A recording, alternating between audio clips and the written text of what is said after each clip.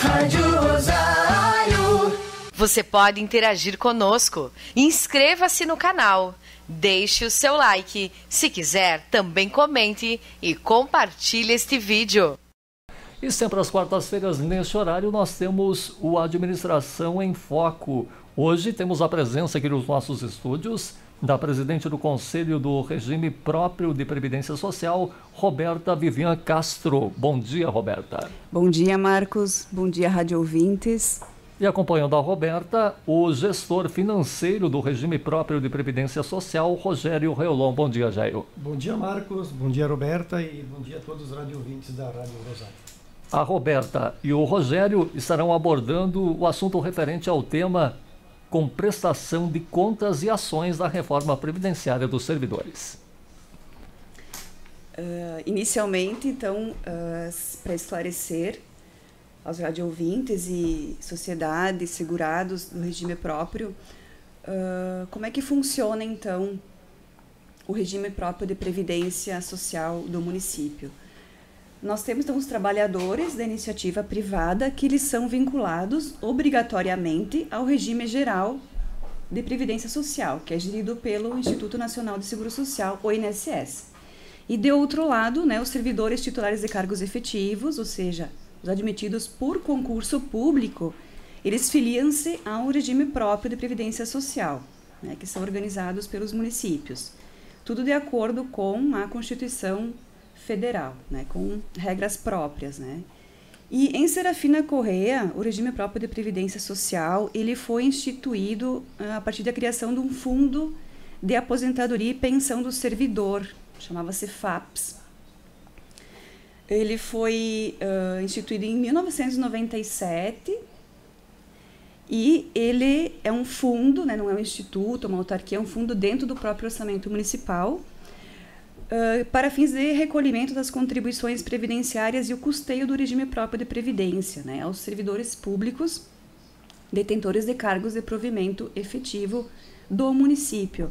Então, ou seja, ele abrange a prefeitura municipal e a Câmara de Vereadores também.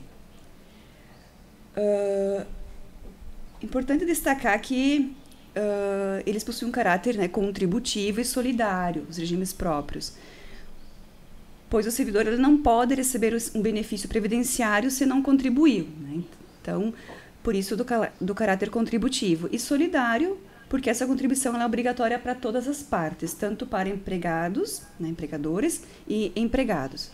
Inclusive os aposentados e pensionistas também, que recebem um provento, uma pensão em valor superior ao teto de benefícios do regime geral, também fazem uma contribuição para o fundo municipal.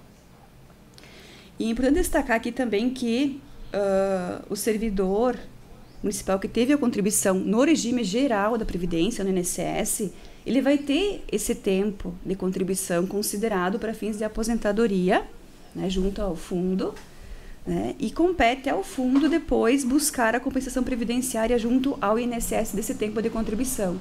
Então, algo que é importante destacar, que as pessoas talvez não compreendam, não tenham um bom conhecimento, que elas pensam que se equipara a um fundo de garantia, né, FGTS. Não é isso. Você não saca nada quando você sair da prefeitura. Essa contribuição fica nas contas bancárias do fundo, que são separadas das contas da prefeitura, que é para custear, né, essa compensação. E com CNPJ próprio do RPPS. Assim. Exatamente. Sempre vinculados ao CNPJ do regime próprio do fundo, né? E a título de prestação de contas, esclarecimentos, então, nós temos na nossa estrutura do RPPS, um gestor administrativo e um gestor financeiro, que são essas pessoas que cuidam do envio, do preenchimento das informações para a Previdência Social. Nós temos muitas obrigações a cumprir, né? Muitos demonstrativos para enviar mensalmente, bimestralmente, e esses gestores, eles cuidam dessa parte administrativa e financeira. Então, nós temos critérios que a Previdência exige, que cada vez mais surgem novas demandas, e que se eles não forem atendidos tempestivamente, não forem enviados, o município também fica prejudicado, porque ele não consegue emitir o seu certificado de regularidade previdenciária. E esse certificado, se não estiver em dia, não estiver vigente e válido, pode prejudicar o município nas transferências voluntárias de recursos com a União, por exemplo. Então, é muito importante essa função dos gestores, da Secretaria de Administração, de cuidar, né, da regularidade da situação de todos esses critérios que envolvem desde o caráter contributivo tem que estar correto, as regras, os cálculos, as aplicações financeiras, as contas bancárias têm que estar distintas das contas do município, a escrituração contábil, as informações, o envio também dos dados contábeis, orçamentários e fiscais, as informações previdenciárias com relação ao número de servidores, aposentados e pensionistas. Então, tudo isso deve ser periodicamente encaminhado para que o certificado esteja regular e em dia, né? Também nós temos na estrutura o conselho, na qual eu presido, o Conselho Deliberativo, e recentemente foi criado o Conselho Fiscal por uma determinação federal. É obrigatório existir o Conselho Fiscal também dentro da estrutura. Temos também um comitê de investimentos, que é composto por 3 servidores, que acompanham, então, as aplicações financeiras dos recursos da RPPS, que vão garantir, no futuro, né, o pagamento das aposentadorias e pensões. No início, quando foi instituído o regime próprio, era apenas a aposentadoria e pensão. Com o passar do tempo, foram incluídos os benefícios de salário-família, salário-maternidade e auxílio-doença. No ano passado, voltou a ser apenas aposentadoria e pensão. Por uma determinação federal, os regimes próprios só podem pagar, né, a aposentadoria e pensão novamente. Tudo por conta da emenda constitucional 103 de 2019, que tratou da reforma previdenciária. Então, dentre outras, ela determinou a adequação das alíquotas, então, ente público e servidor 14%, determinou também o pagamento desses benefícios, né, que voltaram a ser para o município, os benefícios de incapacidade temporária para o trabalho, salário-maternidade, salário-família e auxílio-reclusão, e também outras medidas para equacionamento do déficit atuarial, também eram exigências da reforma. Então, os dados que nós temos hoje, relativos ao último bimestre enviado para a Previdência, que foi setembro e outubro de 2021, temos 460 servidores do Executivo vinculados ao regime próprio, que são segurados contribuintes, e 4 do Legislativo. Também temos 88 aposentados e 24 pensionistas pagos com recursos do regime próprio de Previdência. E a título de também informação, em 2021 nós fizemos 9 processos de aposentadoria e 5 processos de pensão no município. Também outra situação que exigiu que o município se adequasse e com tempo curto também, que o prazo era novembro de 2021, foi a Previdência Complementar, que é também uma novidade para a gente. O que seria essa Previdência Complementar? Ela é um plano adicional que tem o objetivo de oferecer uma proteção a mais ao trabalhador durante a aposentadoria, né? Então, é uma segurança previdenciária adicional àquela oferecida pela Previdência Pública, onde as contribuições vão ser obrigatórias aos novos concursados, né, que vão receber acima do teto da Previdência. Então, o município fez um processo seletivo, porque o município teria que contratar uma entidade para fazer, né, essa parte da Previdência Complementar. Então, nós tivemos 9 entidades participantes, foi um número bem significativo, e foi vencedora, então, pela comissão executora que fez o processo seletivo. A Fundação Banrisul de Seguridade Social foi a entidade melhor classificada nesse processo e apta a celebrar o convênio, então, de adesão com o município para oferecer, então, o regime de previdência complementar para os servidores. Inicialmente eram essas as considerações iniciais, e também dizer que está previsto para esse ano, que o fundo completa 25 anos de existência. Nós pretendemos elaborar uma cartilha atualizada. Já tem uma cartilha que é do ano de 2012, quando o fundo completou 15 anos. Então, faremos uma nova cartilha atualizada para divulgar aos segurados e à sociedade de todo esse histórico do regime próprio para prestar essas informações. E também pretendemos aderir ao Progestão, que é uma espécie de sistema de qualidade da Previdência dos regimes próprios, exclusivos dos regimes próprios, que dentre as ações existe a ação da educação previdenciária, que envolve esse diálogo, né, com os segurados e com a sociedade, que hoje estamos, né, fazendo esse breve diálogo aqui, iniciando, enfim, essa conversa e essas informações a todos os interessados. Então, eu passo a palavra ao colega Rogério, que é o gestor financeiro da RPPS, para falar um pouco das atividades também que ele trabalha e desempenha no regime próprio de previdência. Bom, Marcos, Roberta, a todos os radio-ouvintes, como a Roberta frisou, nós temos várias informações que temos que prestar mensalmente, bimestralmente e anualmente para a Secretaria de Previdência Social.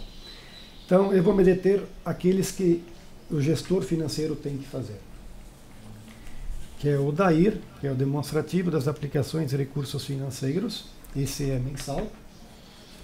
O DEPIN, que é o demonstrativo da política de investimentos, que é anual, mas que pode ser alterado a qualquer momento, a qualquer tempo, desde que a aprovação pelo Conselho da Previdência Social do município, juntamente com o Comitê de Investimentos.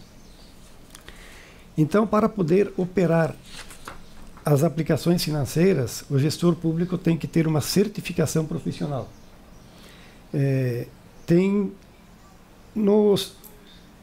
Como é que eu vou te dizer? Tem duas opções. Tem o CGR-PPS, que é o Certificado do Gestor de Regime Próprio de Previdência Social, e o CPA-10. Eu tenho o CPA-10, que é a Certificação Profissional Ambima. E também, para informação, o que é a Ambima? A Ambima é a Associação Brasileira das Entidades dos Mercados Financeiros e de Capitais. Então, existem regras e para poder fazer a alocação do recurso do RPPS tem que ter essa certificação. Essa certificação, ela corresponde a 50 questões, você tem 2 horas para realizar a prova, e tem que ter uma aprovação de 70%. As questões são sobre mercado financeiro, a conjuntura econômica, Brasil e mundo. Então, tu tem que ter informações diárias sobre essas questões, do que acontece no Brasil e também no mundo.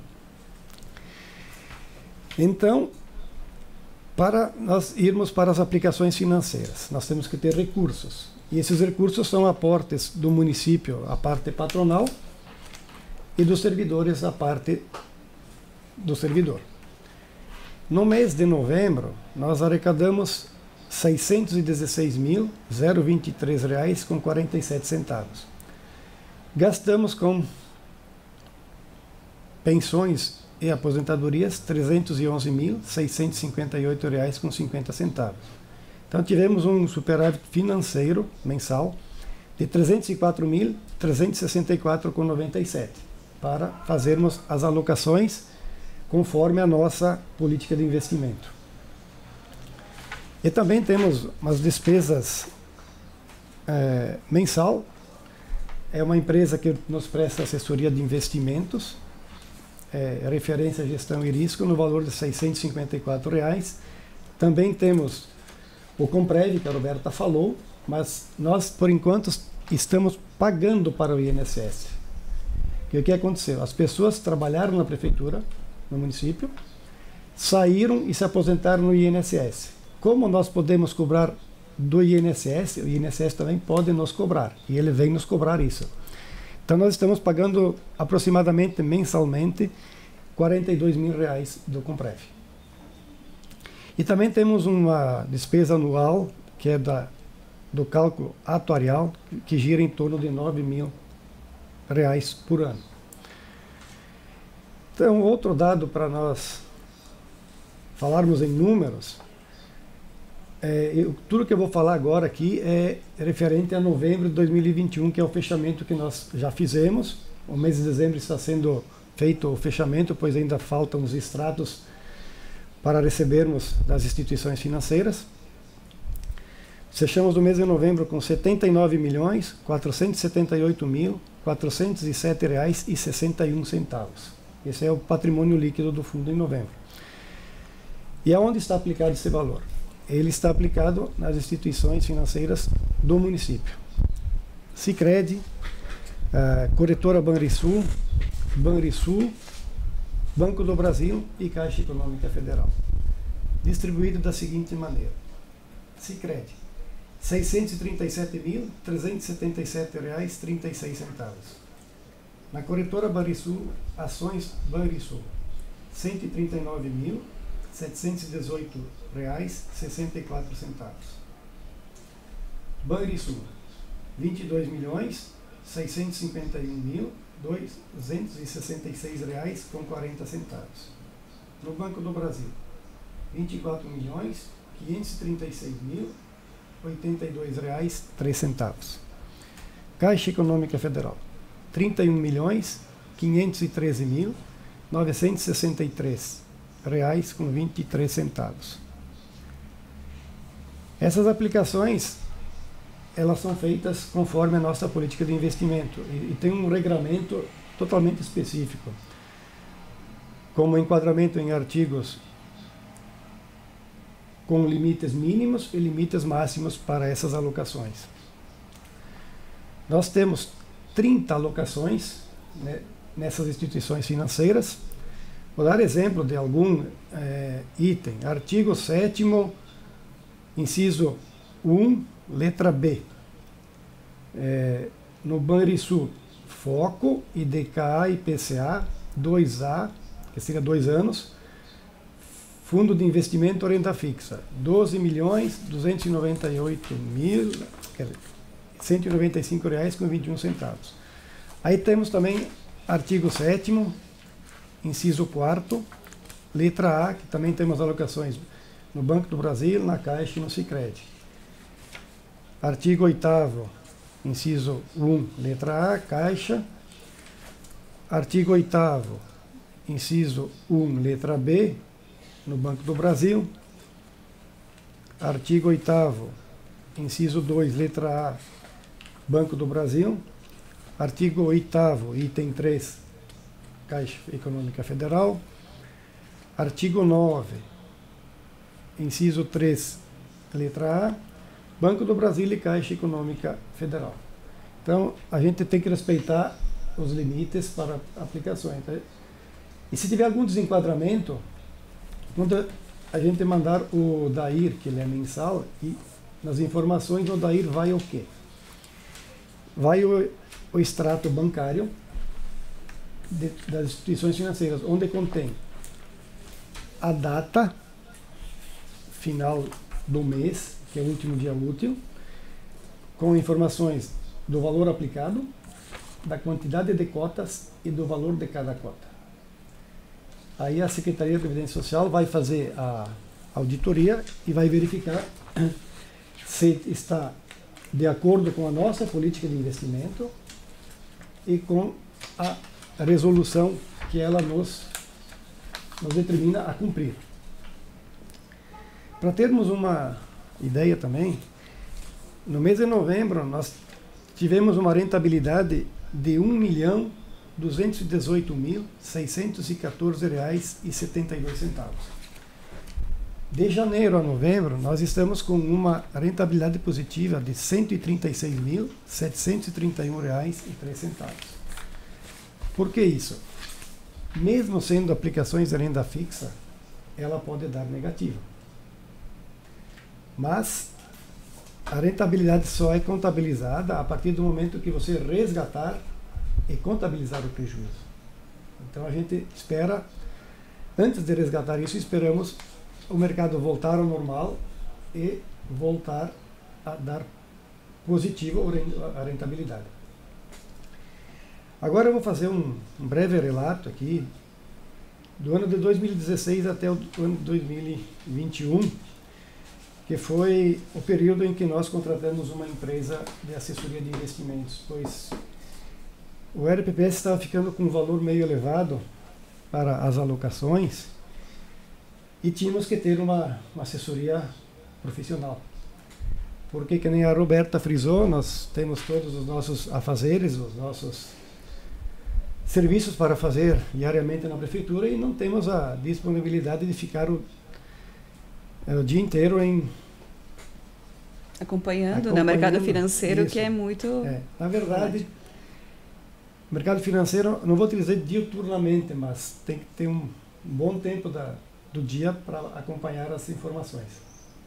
E a empresa tem profissionais para isso, então ela nos assessora neste quesito.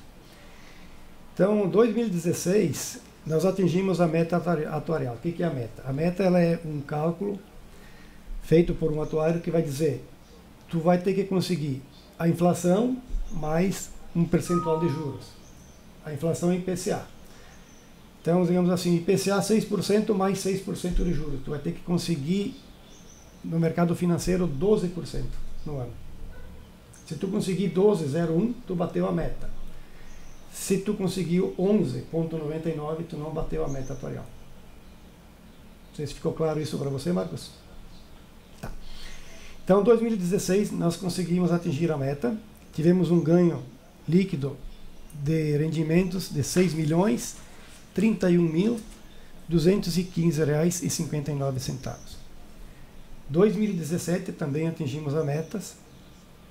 Tivemos um ganho de R$ 5.222.532,43.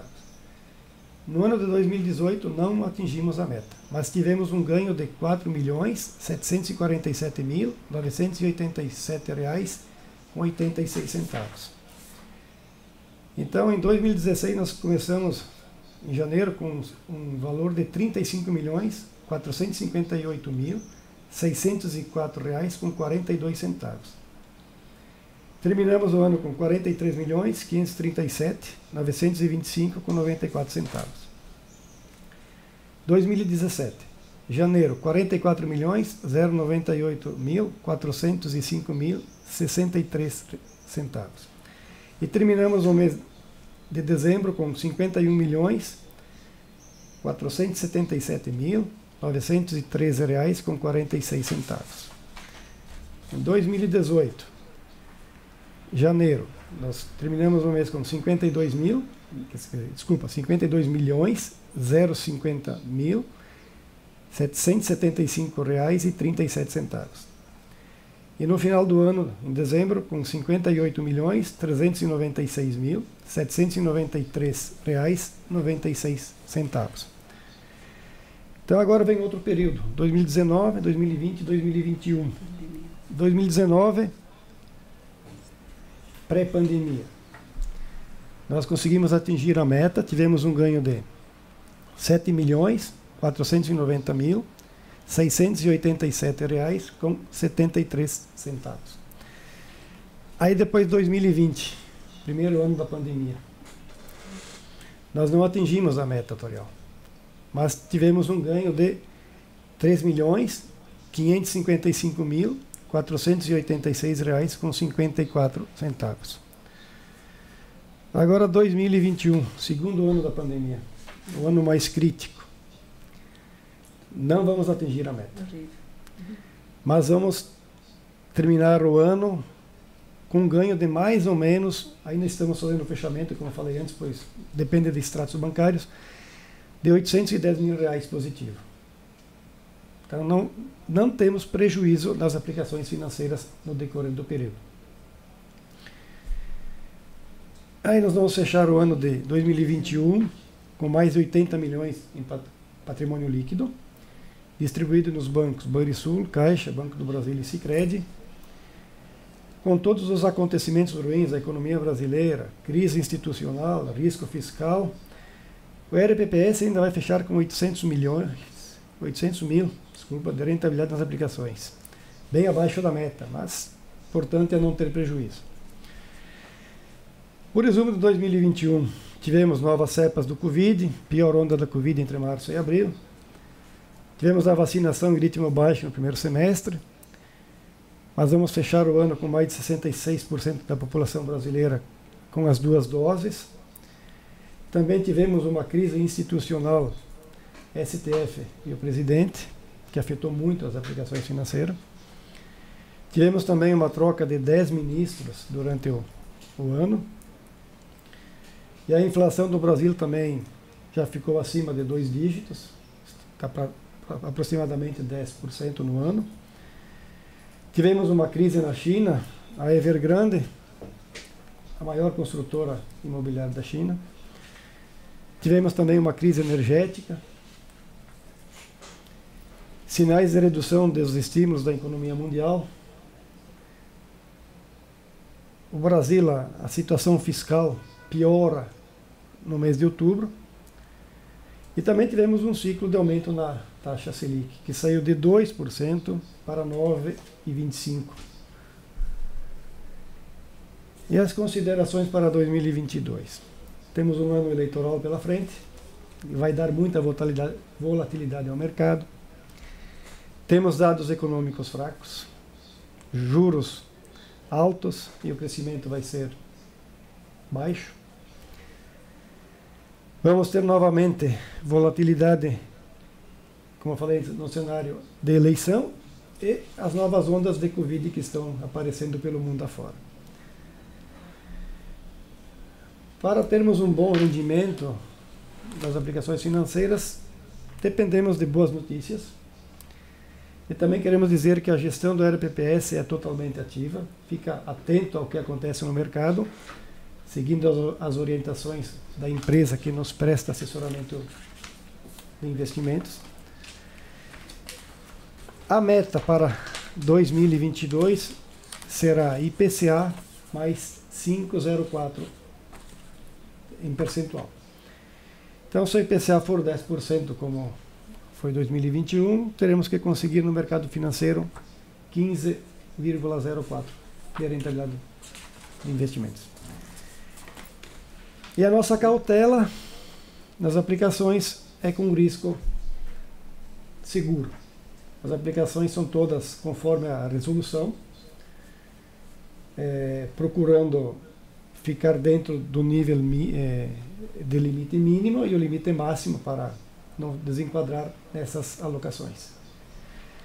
Bom, Marcos, o que tinha para fazer é isso, praticamente números, não tenho muita expertise na legislação como a Roberta tem, pois ela se detém mais a isso e eu mais as alocações dos recursos, mas também contribuo com o que eu sei para levar nas reuniões do conselho e do comitê uma experiência que eu tenho desde 97, desde quando o fundo foi criado.